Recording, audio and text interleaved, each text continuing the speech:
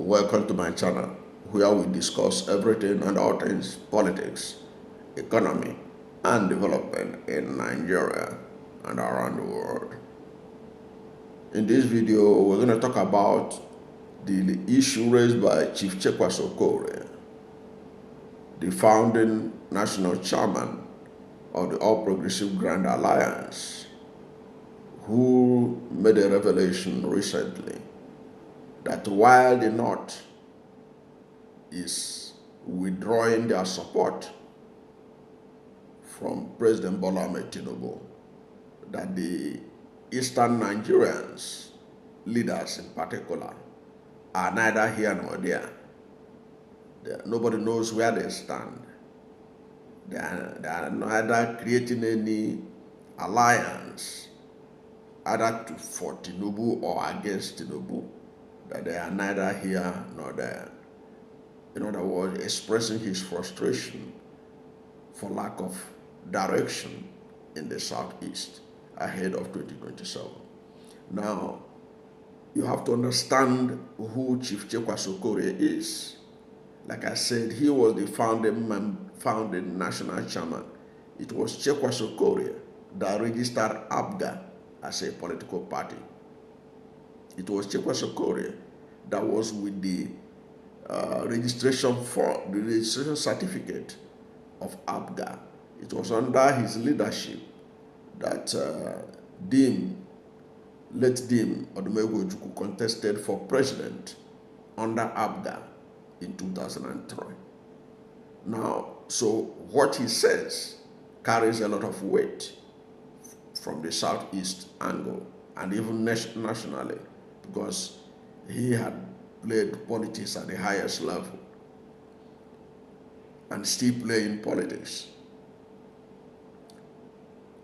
What he said about the North leaving Bola Ahmed Tinubu, that they are all walking away from Bola Ahmed Tinubu,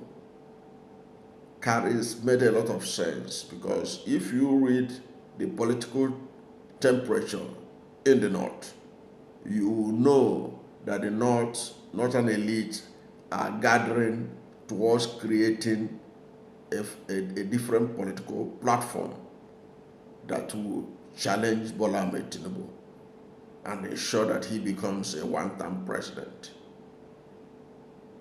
They are building on it. They are working on it. They are using every opportunity to express their frustration.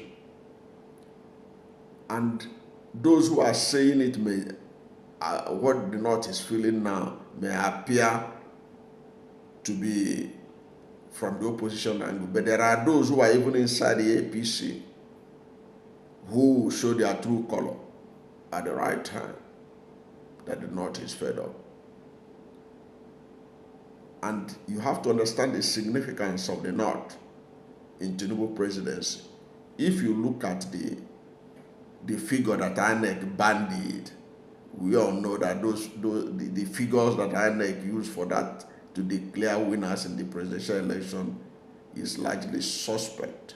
But if you are to use that, let us assume, without conceding, that the figure that INEC used in declaring Tinubu the president is the reflection of how Nigerians voted in the 2023 presidential election. You will see that in that election, Tinubu was declared president with 8.7 million votes. Atiku got 6.9 million votes. Peter Obi got 6.1 million votes. Rabiu Musa Kwankwaso got 1.4 million votes. These were votes spread across APC, PDP, Labour Party, and New Nigerian People's Party. Now, if you disaggregate the votes, or you spread it, those votes according to states, you discover that Bola Ahmed Tinubu was largely rejected in the whole of southern Nigeria. The only place he had acceptability was in his home state, his home zone, Southwest. Even in that, he lost two key states. He lost Lagos State, he lost Osun State. Okay, so he owes his presidency to the North. Now, if the North that supposedly gave him the vote with which he became president are fed up with him, how is he going to make it up in 2027? Who is the new bride that can help him? Where the votes going to come from? Because already, if you look at the state of Nigerian economy, if you look at the state of security, if you look at Nigeria holistically, and the suffering in the country, you will know that the Tinubu government has even been more disastrous than the Buhari government that Nigerians rejected as being one of the worst in its history. All you have to do is look at the new minimum wage. The new minimum wage of 70,000 naira is less than 30,000 naira that was paid under Buhari in real terms. Look at the rate of food inflation. Look at the rate of food productivity in the country because of insecurity.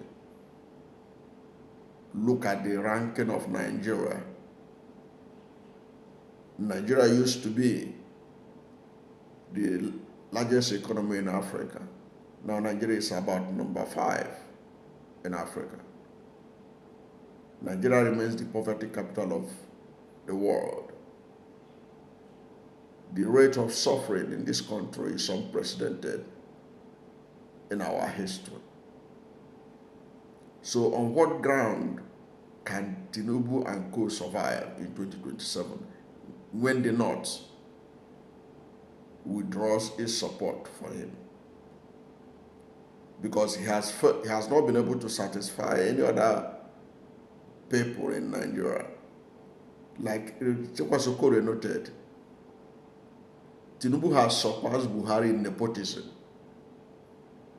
So when you are that nepotistic, it means that if the North is moving in a particular direction and they were able to get the South and Southeast to join them, there is no way, no rigging machinery by INEC, no Supreme Court can be able to sustain any shenanigan from the APC or from President Bola Ahmed Tinubu. Now, back to what Chekwas Okorie is saying about the Southeast leaders not doing anything, not seem to be aligning themselves to a particular direction. They are neither for the North, they are neither for Tinubu. That's what he's trying to say. But one thing you must know also is that the Southeast had been a sophisticated voting bloc in Nigeria history. If you compare all the presidencies in 1999, all the presidential candidates that Southeast rejected have been the most disastrous. And all the ones that they voted for had been the best. If you are to rank Nigerian presidents since 1999 in terms of performance, in terms of what they have done for Nigerian people, how they manage the economy, how they manage our diversity and everything, you find out that the Southeast voters have been the most pragmatic, the most objective, and the most rational in Nigeria. What I'm saying that Chekwas Okorie shouldn't bother himself about the Southeast leaders. They have already failed this region in several ways than one. But the Southeast voters, they know the direction to follow. And they are going to follow the right direction in 2027. This is because if you look at, like I was saying, in 1999, the Southeast voted for Obasanjo. They voted for him again in 2003. Even at a time that Dim Odumegwu contested in 2003, they voted for Obasanjo. Now, if you look at if you compare Obasanjo administration and weigh it in a scale, you see that it was perhaps the best that has emerged in this republic, Obasanjo administration. So the Southeast played a role in his emergence. So the Southeast voters are very savvy when it comes to voting. If you look at how they voted for Umaru Musa Yar'Adua, you cannot deny that Umaru Musa Yar'Adua, if not for his health challenges, was probably one of the best to come out of this dispensation. He did so many things. Even his imprint is everywhere. You see his imprints in the creation of amnesty program and all that, the Minister of Niger Delta and all that. So he had been very, he was a successful president before he succumbed to ill health and died. Now the same thing with Jonathan, that the Southeast voted massively for, both for his first term and his second term. So you can see that the Southeast voters are very savvy. They know what is best for Nigeria and they go for it. Now look at those that Southeast rejected. They have been disastrous for Nigeria. The Southeast overwhelmingly rejected Muhammadu Buhari, and what a disaster he was. The Southeast overwhelmingly rejected Bola Ahmed Tinubu. Look at the disaster in our hands. Look at the state of Nigerian economy. Look at Nigeria today. A toothless bulldog. That's what Nigeria has become. Nigeria is in a perpetual state of emergency under Tinubu administration. The economy is in comatose. The Naira is the worst performing currency in the world. Nothing is working in the right direction. Only those in government are smiling. Other Nigerians are passing through hell. So that, to me, is my takeaway from Chief Dr. Chekwas Okorie, his assertion that the Southeast leaders are showing no direction. I have come to understand the Southeast voters are better managers of Nigeria's of Southeast affairs than the leaders. And of course, perhaps is from the Igbo people's famed Republican nature, that no one person can tell them the direction to go. But I can tell you for free, when Peter Obi emerges as the presidential candidate in 2027, you will see that nobody will care about what the other Southeast leaders think. The people of Southeast will flow with him, because if you look at it, among those that are being touted as potential presidential candidate, like in 2023, there is none better than Peter Obi presently that anybody can think of who is not biased. That is, I can say this person has better integrity, better competency to be able to move Nigeria from consumption to production. They said Peter Obi. And the Southeast and the rest of Nigeria who wants better country, a new Nigeria, they will flow in the direction of Peter Obi. And let's see the direction they go. And that's why I keep on insisting that the North that Chekwas Okorie is talking about, are they sincere in saying that power should return to their hands just after 4 years of the North of the presidency returning to the South and 8 years of Muhammadu Buhari? How fair, how logical does it sound to them? If truly they are sincere that they don't like what Tinubu is doing, they need to support another Southern candidate. And when you are talking about supporting another Southern candidate, they cannot look further than Peter Obi if they are sincere about a new Nigeria, unless they want status quo ante to remain, a Nigeria without direction, a Nigeria without hope.